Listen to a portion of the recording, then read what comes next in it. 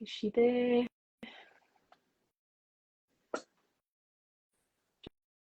Just waiting for Kristie to come in. On Track Investigations has joined. Hello, Kristie. Hi, Hi. how are you? What am I looking at from your? Oh, hello. There you are. You Oh my were looking God. at you were looking at my table, but What? What an epic morning it's of not being able to get everything going. Hello, everyone. Hi, Shell. Hi, Fatima. Hey, everyone. I'm not going to wave because we're using my phone on a tripod thing rather than the Mac, and I've got a dog on my lap. You can't see him. Here he is.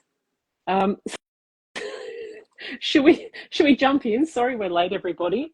Um, how are you feeling, Kristie? Relaxed? oh good. I think it's already been a masterclass in incident management about keeping a cool head and just kind of keeping on going no matter how difficult it gets. I think we've Yeah, done really well. we have managed this incident really well this morning. It only took 12 minutes. Thank you, Facebook, for not allowing us to do the live over on the other platform. But I'll jump in. So I just want to introduce you, Kristie. This is Kristie Walker from On Track Investigations. Kristie is an expert in workplace investigations, risk mitigation and compliance, and she has over 15 years experience in the public sector across state and federal.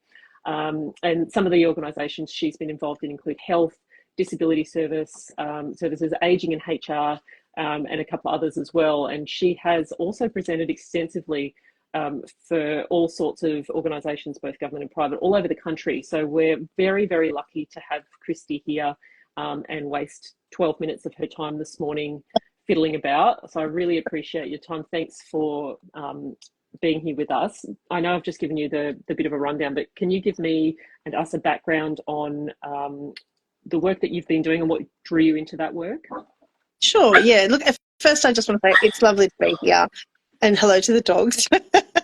And good morning, everybody, wherever you are in our beautiful country or wherever you're coming in from today. It's lovely to be here with all of you. So in terms of me and how I landed where I am, as Kim said, I spent, nearly 2 decades in the public sector, state and federal. I live in New South Wales. Kind of learning the ropes of complaints management, dispute resolution and investigations. I started out in health complaints specifically, which is a real kind of trial by fire. You're alive when you're doing health complaints, I have to tell you. And the reason for that is because there's such a lot at stake for people. So, when the stakes are high, the game is on. I moved after that into health and ageing, so investigating nursing homes, into disability. I also had a stint in safety investigations in rail, as well as various other agencies. After I had my second baby, I decided that I wanted a bit of a break from government and thought to myself, well, maybe I could go out on my own for a little while and just see how that goes. And nearly 8 years later, I'm still here, still doing the thing and enjoying it more and more every day. So in terms of how I specifically came to focus as one of my focus areas in disability services, as I say, back at Healthcare Complaints Commission, that was, I suppose, where that started out in terms of noticing a bit of a difference, I think, really, in terms of the quality of healthcare provision that people who live with disability or have an experience or identify as having a disability tend to receive. I noticed that at that time, and it's something that over the years I've become more and more committed to trying to close that gap and trying to ensure that people who identify as having disability are receiving the level of care that they ought to be receiving. And that also we're upskilling the people who are delivering the care. I think there's plenty of situations where people, their heart might be in the right place. They might have the best of intentions. It doesn't necessarily mean that they're going to have the skill and experience to deliver the care at the level that we need. And yeah, that's kind of a long answer to your question, Kim, but hopefully that hits the mark. Yeah, thank you. Yes, it does. It gives a good background on who you are and why you do what you do. So thank you. Do you want to jump in? Are we ready? So we'll take some questions. If people have specific questions, just pop them in the comments below. But we've got a bit of a sort of a rough guide to how we're going to work through this live this morning. So I guess let's start with discussing incident prevention strategies as a broad topic. Yeah, can you Yeah, speak to that? great. Yeah, absolutely. So I think the word that stands out to me that you've just said is a broad topic, and you're 100% correct. Incident prevention is going to look different in every single environment. And when I say that, I even mean if you are a national organisation who has, these amazing facilities or offices all over the country, while there will be certain rules that we want to kind of live by in incident prevention, at the end of the day, the boots on the ground, incident prevention is going to look different for the specific clients that you're servicing, for the staff that you're working with, in terms of what their skill set is, what your staffing cohort looks like, how are you going with resourcing? Do you have enough staff? Is it really hard to get skilled staff? If you're regional remote, that can be a really big challenge. So in terms of incident prevention, I suppose you can almost look at it as a cake, right? We might all bake the same cake, but we might all decorate it a bit differently. Mm-hmm. So what we want in terms of our cake really comes down to a few key areas. And one of them, and my favourite one to go on and on about, is a policy framework. And I don't just mean a policy framework that we write and we go, aren't those such beautiful policies? Didn't we do a good job? Let's put them in the drawer. Mm-hmm. And we won't talk about them, and we won't talk to anybody about what's in them, and we won't educate our staff. But we have them. We have policies.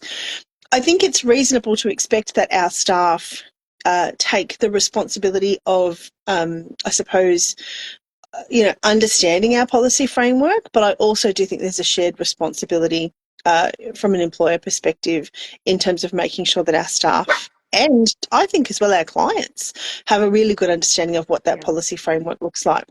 Now, our policy framework, even if you are a solo provider, will save you in so many ways, because I don't know about you, but in my experience, and like I said, because everything is so individual, day in, day out, support work doesn't always look the same. It can look different. And sometimes it's really complex and difficult. Sometimes we might come up against some really hard decisions that need to be taken. Mm-hmm. And don't trust your tired self. What does our policy say? Is our policy silent on this issue? In that case, we need to update it. But having a good policy framework in place will mean that you've got that support system for yourself to understand, well, what do I do in a particular situation? What's my policy position on how I provide this kind of care? What's my policy position on when I have this type of conversation? What's my policy position on when I escalate? As a business, I'll just jump in, sorry. As a business owner, so, I have two providers, and you write the policies and you get them done, and they're all beautiful and wonderful, and you put them away. And then when you need them, you're so thankful to have the good policy that really is tailored to your organisation, because when the thing happens that nobody's expecting to happen, that's when you want to have those policies at the ready and you know exactly what to do. And I can honestly say I've had that a few times across my businesses, and I'm very thankful that we put that time and money into those policies at the very beginning. It's such a good investment. I think as well, though, what we really want from our policies, we want them to be living documents. And whether that's for us, if we're a solopreneur, a one-off support worker out there doing it on our own, or whether we do have a staffing cohort, I think the dream, this is my dream, that one day I'll walk into a provider and say, tell me about your complaints management policy. And everyone I speak to will know a little bit at least. I'm not asking for the moon. I'm not asking that people know it inside out. But what we want to see is that people know the policy exists, know where to find it, and have some literacy around what it says. How that feeds into incident prevention means that we don't have people colouring outside the lines on the regular, because that's custom and practice. What I mean by custom and practice is that's just how we do it around here. That's how it's always been done. We don't have people going against the best practice that's outlined in our policy because they didn't know or didn't understand. Mm-hmm. So in terms of preventing incidents, a policy framework's a really big part of it. I think the other major pillar is good workforce communication. And again, even if you are by yourself, when I'm talking about that, I'm talking about then, in that case, good communication if you're in contact with any other, for example, a support coordinator, or it might even be the regulator, or it might be the client or a client advocate. Ensuring that we're having really good quality, detailed, like so detailed they're deeply boring conversations around client needs, around near misses, around, have previous incidents occurred, really seeking to understand what is the environment that we're operating in here, what are our constraints, what are our limitations, what's really in our corner that's working really well for us. Having those really detailed conversations and documenting those, please. From my perspective, if it isn't documented, it didn't happen. Yeah. Okay, when I come in to do an investigation as an external, you can say to me, I had 12 conversations with that person, and I'll say, okay, can you please show me the documentation? And you'll say, I didn't write it down. I said, well, as far as I'm concerned, then we're and there's nothing. So, making sure that we're having these detailed conversations, like I said, so detailed they're boring, and then documenting the conversations. How does that help to prevent incidents? It helps to prevent incidents because everybody's on the same page, everybody understands what everybody else's needs and expectations are, and we're clear around what is support going to look like in real time, in real terms, so that one person's not thinking we're doing A, B and C and somebody else is thinking we're doing X, Y and Z. And when we get this kind of, not meeting of the minds is where we start to see risk popping up in terms of incidents starting to happen. And I see that a lot, just anecdotally, with particularly independent support workers when they don't have a functional service agreement in place. They might have a really broad service agreement in place or no service agreement in place. And I've seen so many things happen, exactly what you just said, like the expectations aren't being met, and then that can lead to just unintended consequences and issues. Absolutely. It also, I think the other thing, if we do have any parties, let's not give people wriggle room in terms of, I didn't know we had to do it that way. Oh, is that what the policy says? Let's not give people that wriggle room. Let's make sure that nobody's got the plausible deniability. Everybody's been educated. We all know what's expected of us.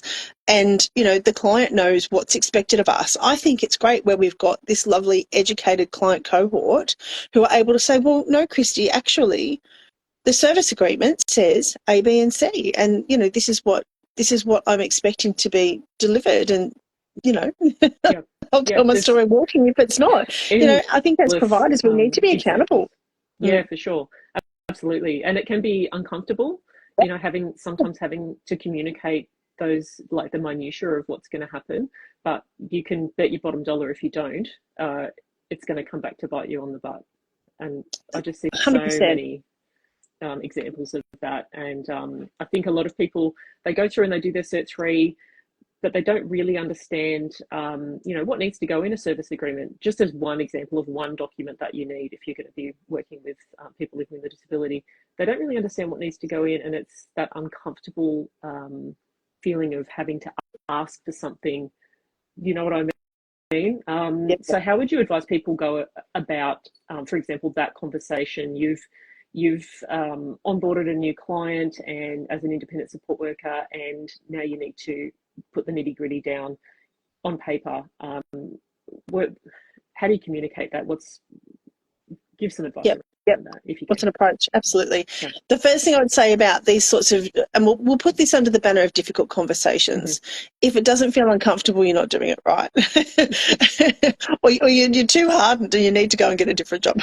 But look, I think that, these conversations, they are by nature uncomfortable, and that's okay.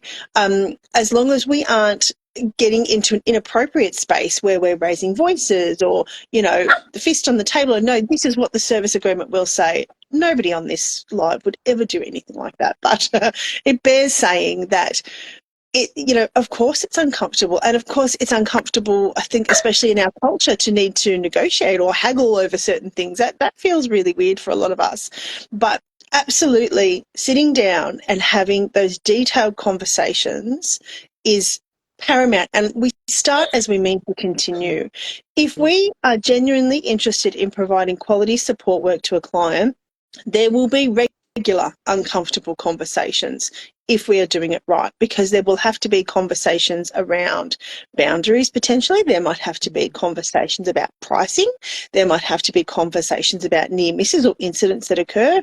There might have to be conversations about language where somebody has either wittingly or unwittingly used language that somebody else is unhappy with.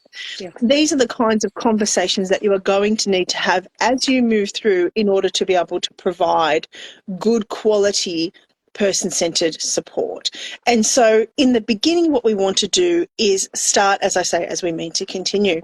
And what that looks like is giving ourselves and our client the dignity of the opportunity to sit down and say, what do we want this to look like? What do we need this to look like? Yep. You know, as somebody giving support, what do I need to be able to make my business viable and to continue to provide support in a quality way, including paying for training and all this kind of stuff.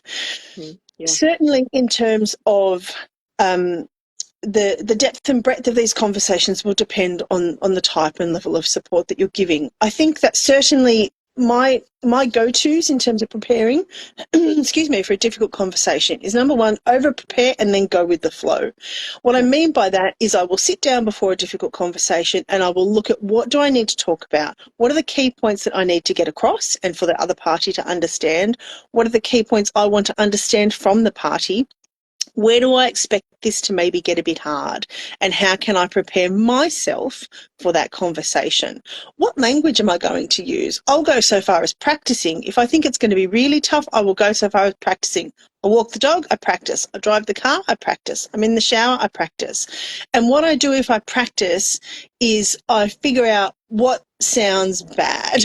When I speak it out loud, I think, I don't think that's what I'm going to say. Let's try again. And giving yourself that opportunity to kind of, you know, burn off the fog is really, really helpful in preparing for difficult conversations. The other piece I would say is it's lovely to have a prop. And so if you're having a face-to-face or even a Zoom conversation, if you can have a point of reference that you can refer to mutually, honestly, it's just gold. So coming in, say, for example, with a draft service agreement or even a blank one and working on that together, if that was the conversation we're talking about. Yeah, for sure. If we're talking about, you know, for example, you've managed an incident and you're delivering an outcome, this is what we found, then I would have a letter or a small report or something that I can put on the table and that we can mutually refer to. That's really, really useful. And I guess the other thing around it, and I think this is something we're going to get to, is managing our own self, managing our own behaviour, managing our own emotions. And when we start to escalate or when somebody else starts to escalate, what do we do and how do we manage that? Mm-hmm. Yeah, so I think the takeaways there is that for me, you know, that I would want to communicate to, say, independent support workers, practice.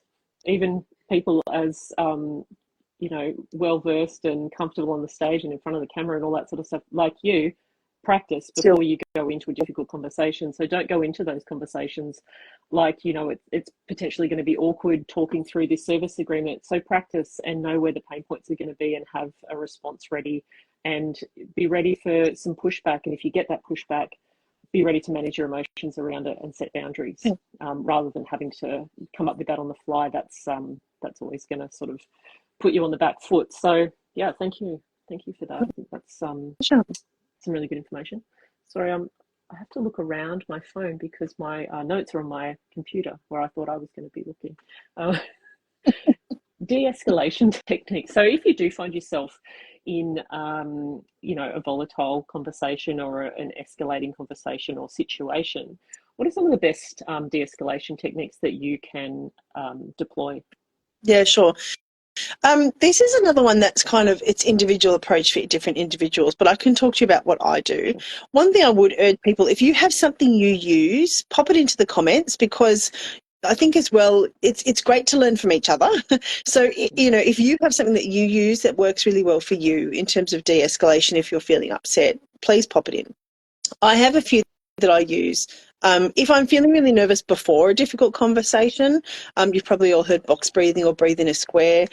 in for 4, hold for 4, out for 4, hold for 4. That really tends to kind of reset my nervous system if I'm worried.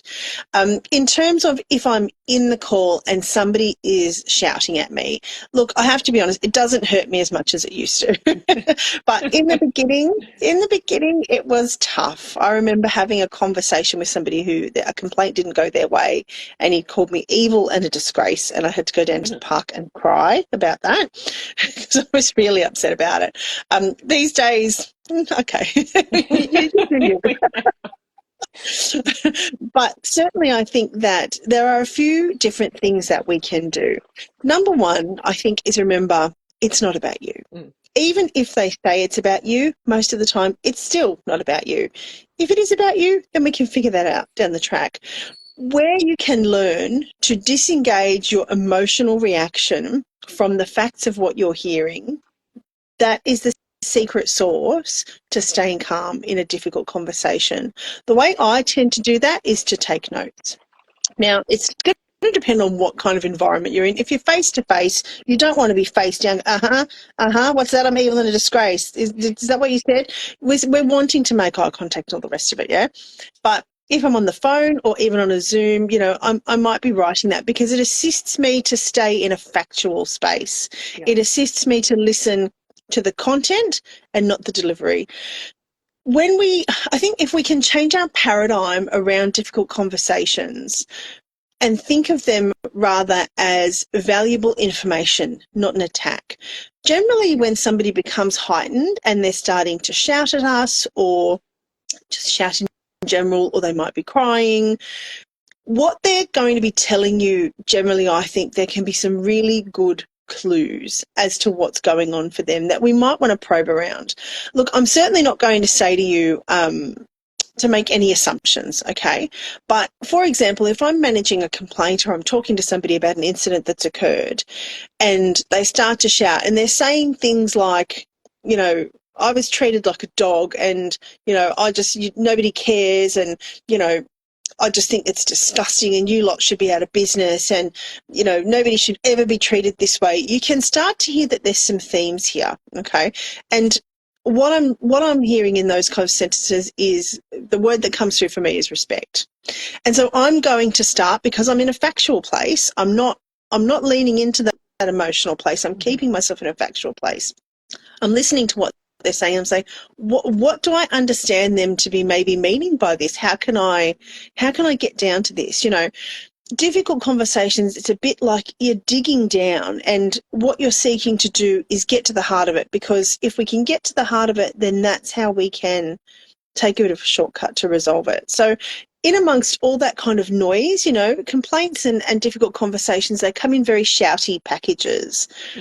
If we can kind of put that to one side, if you can keep calm and put that to one side and stay in that factual place, that's really, really useful. Different things that work for different people. Putting 2 feet on the ground, both feet on the ground flat, can be really useful for people. A deep breath, obviously, can be really, really useful for people. As I say, taking notes is something that works really well for me. Listening to the content rather than the delivery works really, really well for me. Yeah. And other people will have, I guess, other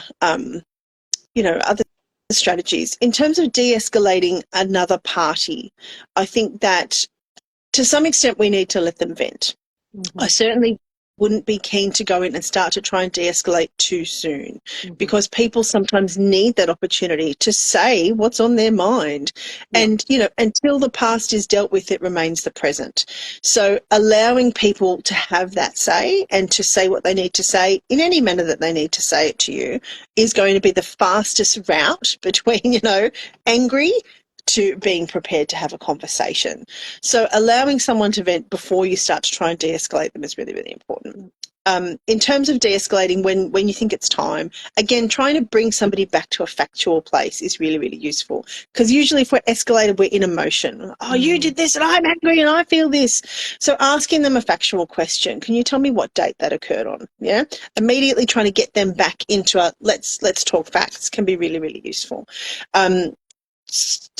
you can name emotions. I'd be very careful around putting a label on it if they haven't already. So I'm very angry. Okay, they've told me, so I can use that. You've told me that you're feeling really, really angry about this. Yes, I am. Whereas if they're just going off like a frog in a sock and I say, you sound angry, that's a recipe for disaster. Not helpful. And, you know, you might get lucky, you might hit it, but you might not. So just being really careful around labeling emotions. But if somebody does label it, jump on that. Parroting language, really important. I've just heard you say that you feel like we haven't respected you. Talk more about that. Here's the other piece. Inviting them to talk more rather than trying to shut them up is a really, really important part of de-escalation. It's just about trying to get them to talk about the right stuff, you know. So working out, and this is why we want to stay in that factual place, because we want to catch what's useful here, what might move me closer to resolution. And so if somebody says a keyword like respect or, you know, disappointed or, you know, let's say service agreement, you know, that's what I'm going to hone into. And so I'm going to want to say, you've mentioned the service agreement and you've told me that you're really angry about the content. I really would like to understand more about that. Could you tell me, you know, blah, blah, blah, what your main concerns are? Or so sometimes de-escalation, we don't want to rush in, okay? We just want to make sure that we've given someone that ample space to have their say. And you know what, that even might take more than one conversation sometimes. So, you know, being prepared for maybe being in for a bit of a long haul. What I will say is not at the expense of your mental health. So what we don't do is take abuse. We don't allow somebody to repeatedly cross our boundaries. We don't allow somebody to make personal remarks about us unless we've decided for some reason that it's going to be the most appropriate and useful thing, you know, to let them get that off their chest. But certainly it's fine for you to have boundaries in your, you know, incident or complaints management practice. It's about communicating those boundaries clearly. So if I need to terminate a conversation, I'm not just going to put the phone down on somebody. I'll give them ample warning that, for example, their language is offensive, you know, before I just hang up in there. So, you know, for example, if somebody is quite elevated and angry and you've let them say their piece, but you're not making any ground, at what point and how would you sort of let them know that perhaps another day is going to be best to continue this conversation? And how would you end a call, for example? Yeah, sure. Was becoming just unproductive. Productive, yeah. Look, I would tend to call it as I see it, and I would say that. I would say it in very measured and careful tones, a similar sort of tone of voice to what I'm using now. If I decided that it was unproductive, I would probably say, and I guess the other thing I want to say here is my language isn't necessarily going to fit in your mouth. So you'll need to find your own language. You're welcome to use what I use if you think it's useful, but also you want what you're saying to sound like you, not necessarily like Kristie. And that's a really important part of showing up in these difficult conversations, because people can feel it if you're, you know, reading a script. But if it was me and I needed, someone's just going and going and going, and I've tried a number of times, then I might say words to the effect of, I really appreciate the time that you've taken to speak to me today about this. You've invested a lot of time, so have I. I've heard you really, really clearly. I would probably say something like, I feel like we've started to cover over the same ground again. And for today, I think we could leave it there. Or I think we should leave it there. If they're still shouting, like if they're still just shouting at you, that's when I would be more saying something like, you know, I do three triggers. So the first time I'll say, listen, you know, you're shouting at me. You've been shouting at me for 45 minutes. It's making it difficult for me to understand and to be able to connect in with what you're trying to say. So could I please ask you that you lower your voice? I'll be very specific around what I'm asking them to change. If they keep going, then I'll say, listen, I did ask you to please lower your voice and you are continuing to scream or to shout at me. I'm going to need to let you know that if you do continue to do that, I will have to terminate the call. And they keep going. And then I say, I have asked you, unfortunately, you know, you're still shouting at me. I'm going to have to terminate this call. I'll speak to you on another day or at another time. And then I would hang up the phone. So if it's really kind of just full on, I use the 3 warnings system. Sure.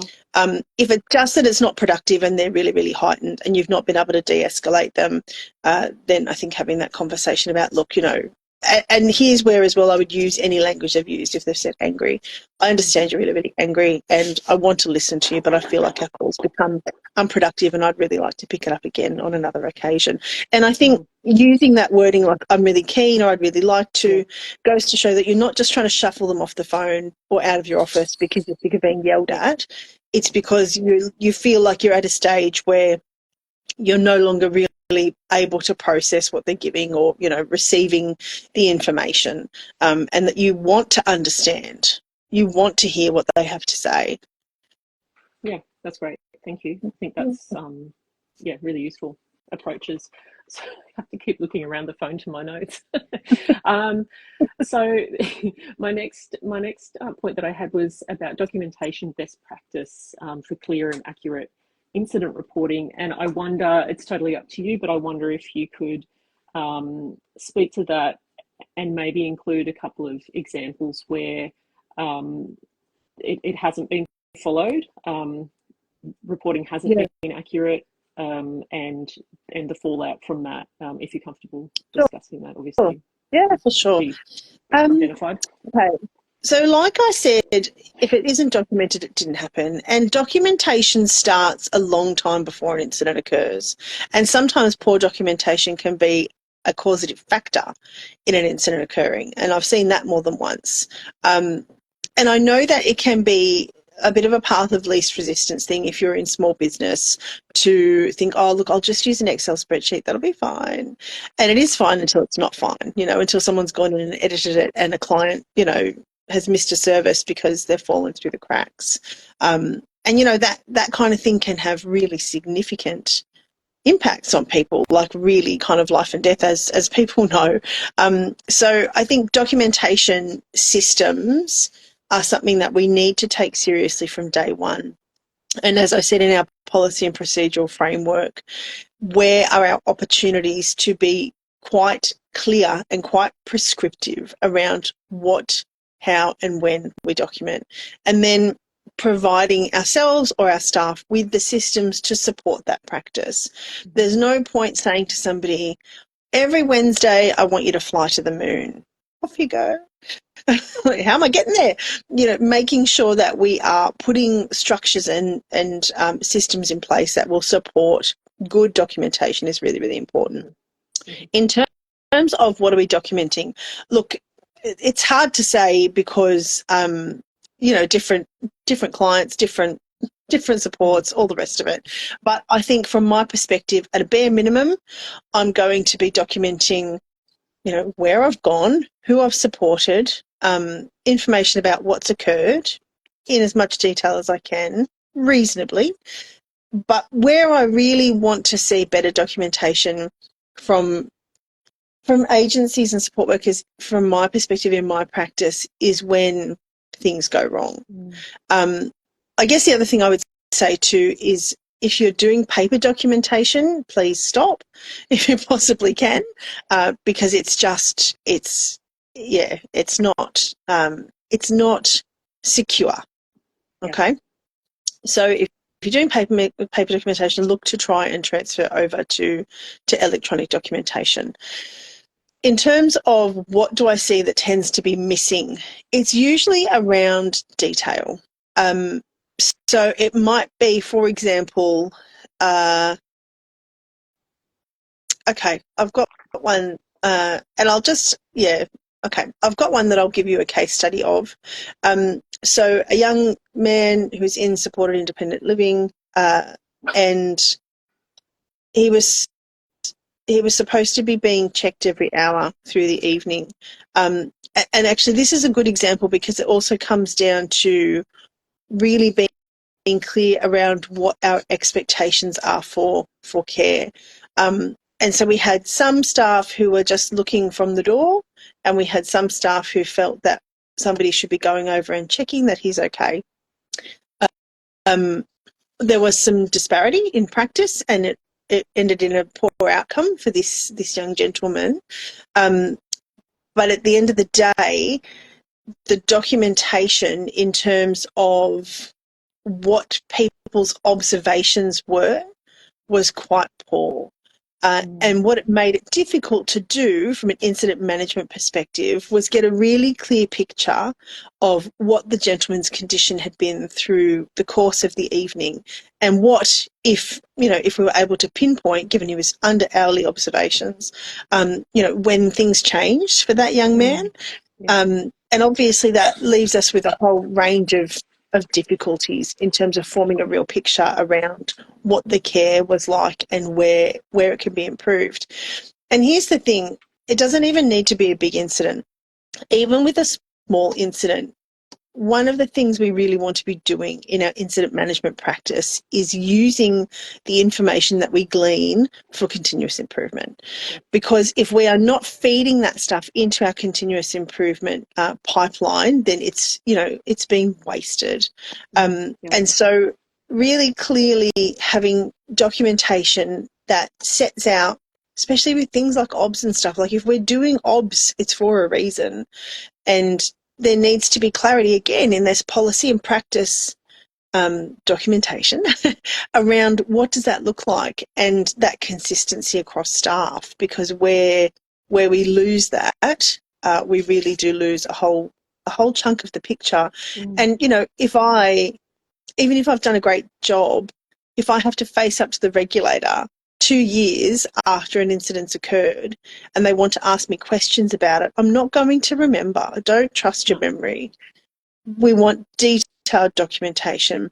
And when incident reporting's happening, that's when we want to just go like just the whole hog, the whole hog with our documentation. All the details, everything you saw, heard, smelt, observed, everything. I might not go as far as the weather, but if it's relevant, I might. If somebody's had a fall outside because it's been raining and it's slippery, I'm going to put it in there. So being really clear, and again, this should all be supported in our policy and procedural documentation in terms of the level of detail people need to go to. But I take the view that there's no such thing as too much, because when you fill in your incident report directly after something occurs, your memory will never be as fresh again. So it's important to have those electronic software packages or access to something secure in place. And I've got a couple that they're not in my head right now. So I'm going to come back and pop those into the comments, because there are a couple of good ones that are quite good for independents. Some of the bigger ones that are great require you to have 5 users or more. And that suits some people, but not others. So I'll come back and pop those in. Maybe not today, probably tomorrow. But thank you for that little case study. You don't want to be that person, do you? You don't want to be that person who's being asked what happened and you're like, I don't know, because I didn't put notes in. No, look, you really don't. And I think, from my perspective, I also don't want to be that care recipient, who's getting inconsistent care.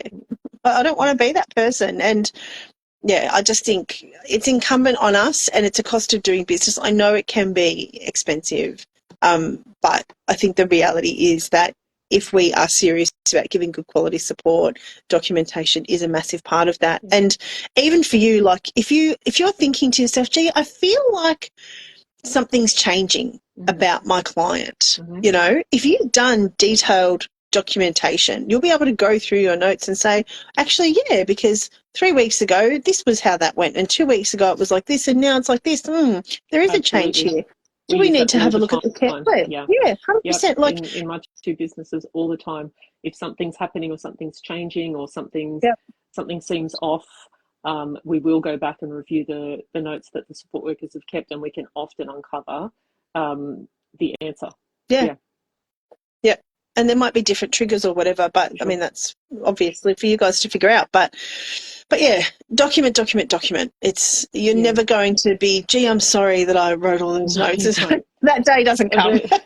There are companies, there are a lot of different types of companies in the space. And I would say, if your boss isn't chasing you for those notes, don't wait to be chased. Either change companies or cover yourself by just making good notes, even if nobody's chasing you to do it, because it's on you. You don't want to be that person sitting up in the stand of the coroner's court. You know what I'm saying, Kristie? Yeah, 100%. Do it off your own bat. Yeah. And look, if all you've got is an Excel spreadsheet or even, you know, an Officeworks diary, like, do it in that rather than not do it because Kristie said I should have something electronic. You know, I think that, you know, by all means, if you're working for a provider who is like, oh, we don't need all that, that's boring, you know, get yourself a diary and just write the notes, most particularly if something noteworthy happens. Because, yeah, as you say, Kim, if it comes back, any documentation is better than nothing. And, you know, I'll take a handwritten diary over silence any day of the week. Yeah, for sure. We've had a few questions coming through. We've had a few comments. I don't often use Instagram, so I'm going to throw to Anna, who's sitting beside me with her laptop, and there they are, the comments. So I have seen them coming through, but they disappeared on my phone. Because, I'm too old for Instagram. Okay, so Nicole says, what happens when one independent support worker is keeping detailed daily support notes in the communications diary, yet all three other independents refuse to provide daily support notes? That sucks. That's really hard. That sounds terrible. Yeah. Look, I think, Nicole, if you don't have a professional relationship with these others, like, you can only control what you're doing. Yeah. Certainly I would consider having conversations with the others if you haven't already tried to do so. But obviously we can only influence our own behaviours and continue to do that. I think don't stop would be one thing I would say. Keep going, keep setting that example, keep setting the bar. By all means, try and have a conversation with the other independent support workers or leave a note, even in the diary, saying, could you please? But look, it's a difficult situation. Kim, what's your view? Look, as it's difficult as an independent. If I was going in there as a company and there are other independents there, I would certainly be trying to facilitate a meeting with those independents to get on the same page about how we're going to support this participant, from our perspective, to make sure that all bases are covered.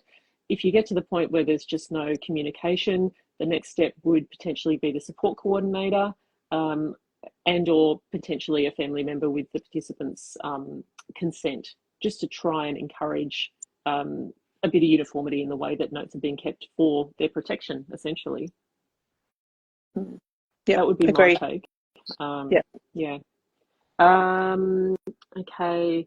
Oh, Nicole, you're on fire. I've got 3 questions here from Nicole. Anyone else, if you want to ask a question, now's the time. We'll probably have 10 more minutes and then we'll let Kristie go about her day. What happens when a hazard has been reported to the client's family or guardian and met with the guardian just blaming the client for being clumsy, and then the serious trip hazard has not been resolved? So there's a hazard in the home, you've notified somebody and it's just not being resolved. How can we manage that? Look, it's hard going into people's homes to provide service, I think. I guess, Nicole, it comes down to, I mean, what I'd like to understand as well is the hazard for the client or is the hazard for you, or maybe both? Is there anything you can do to resolve it? Look, it's really tough. It's really, really tough. Again, you're going to have to come down to a risk assessment. So what do you think, what's the risk profile for this particular issue or this particular hazard? How can it be either, monitored, managed, mitigated, eliminated? What can you do to manage that risk? If the person won't make a change, then it's about, I suppose, from my perspective, finding how can we manage that risk? How can we mitigate that risk for you and for the client? And look, it's really hard. I know, sort of saying, blaming the client for being clumsy and the trip hazard hasn't been resolved. I'd be keen to understand what the trip hazard is, so that I could give a better answer. But I think at the end of the day, Nicole, it's about that risk assessment, and understanding that sometimes there are certain constraints or difficulties that come with working in people's private residences. Kim, do you have a different view? No, I don't, but I've got an answer as to what it is. It's about a curling floor mat, and they need to be removed or nailed to the floor. And I completely understand that's not great for anybody moving around the house. And that's, look, from my perspective, that's something that I would be keen to put in writing to the family and let them know that something needs to happen, and put an end date on it by, the end of the fortnight or the end of the month. Please take action to rectify this, because it's affecting both my safety and your family member's safety, and it's an easy fix. And maybe even make it super easy for them and copy and paste a possible solution from Bunnings, for example. Make it really easy for them to do it, and really hard for them to say no. I don't want to. That would be my take. Yeah, curling floor mats, mate. They're not. Yeah, they're not okay. No, they're definitely not. Another one from Nicole. Anytime I mention the client is showing signs of being unwell, it's met by the other carer with a dismissive note that he's fine. I feel like no one else is taking detailed notice of the client. I've had a couple of questions about this through the Sparks group this week, actually, and okay. From my advice to these support workers was to document. Raise your concern directly with the family member, because it was a family member who was the guardian of this particular client, and document, because that's all you can do. Your take, Kristie? Yeah, completely agree. I guess the only other thing I would say is that when, define unwell, if you think that somebody is significantly unwell as well, then obviously, take whatever action you feel is necessary to get them. Even if it's urgent, urgent medical attention. But otherwise, I completely agree, Kim. Yeah.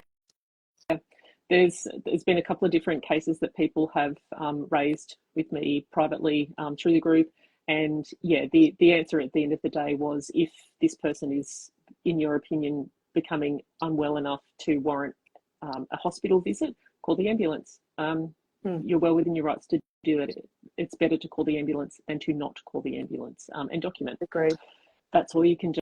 It's a tough gig being an independent support worker when you haven't got the office to call. When someone like me or Kristie is not at the end of the phone, it's a hard call to make, especially if there are other people in the environment who are downplaying what's happening. You really have to trust your gut, trust your judgment, and trust your policies. Yeah, and the documentation you've made, because you will be able to see through your observations and through your documentation that no, I'm not. I'm not making this up. I have noticed this change, or I have noticed this decline, or I have noticed, an escalation, whatever it might be. And I think you're 100% right. Use your judgment and back yourself. And I'm with you, Kim. I'd rather be the person who rings the ambulance than the person who doesn't. Yep. Blue Wind has asked, that's a really beautiful name, Blue Wind, has asked a question. Am I okay with, sorry, it's just a little bit hard to, let me read it and then I can reread it. Disability person's house stuck in with wire code, or do I have to use a cordless vac? Using a wired or unwired vacuum cleaner, that's going to come down to your, if you work for a company, or that's going to be part of your policies or part of the house if it's a seal house. There's just not enough information there, Blue Wind, I'm sorry, to answer that question. So we'll leave that one there. Come back in the comments later if you want to clarify that a little bit more. Kristie, anything else to add before we finish up? I think just to say, you guys are doing a great job. You're doing a really great job out there. And I know it's a tough time in the industry. And I know that there's a lot required. I think keep going. You really are doing fantastic work. Keep showing up like the professional, resilient practitioners that you all are.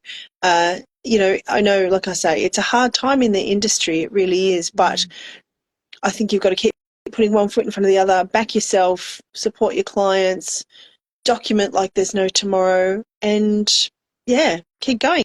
Happy support working. Yeah, thank you. Yeah, I think everybody's probably been able to take away something valuable from this. So, feel free to comment. We're going to put this across in our Facebook group as well, for those who don't have Instagram. Also, Kristie is going to be releasing some exclusive content and some online courses later this year with some information that is invaluable. She's in demand across the sector. I can safely say that. So keep an eye out for that. Kristie's business name is On Track Investigations, or OTI, and we'll definitely share some information about that once it goes live. But yeah, we're very thankful and lucky to have you here. Hopefully we can have you again, because I know this was the tip of the iceberg. We've got about 100 different topics that you could talk about if you're willing to make time for us later across the next 12 months. And of course, if people are watching this and thinking about, oh, I wonder this question, I wonder that question, just let us know, and we can try and add it into the next time we lure Kristie into our live space. Thank you so much for having me. It's been an absolute pleasure. Thanks, Kristie. All right, well, have a beautiful day, and we'll see you next time. Thank you. See you, everybody. All right, thanks, everyone. Bye.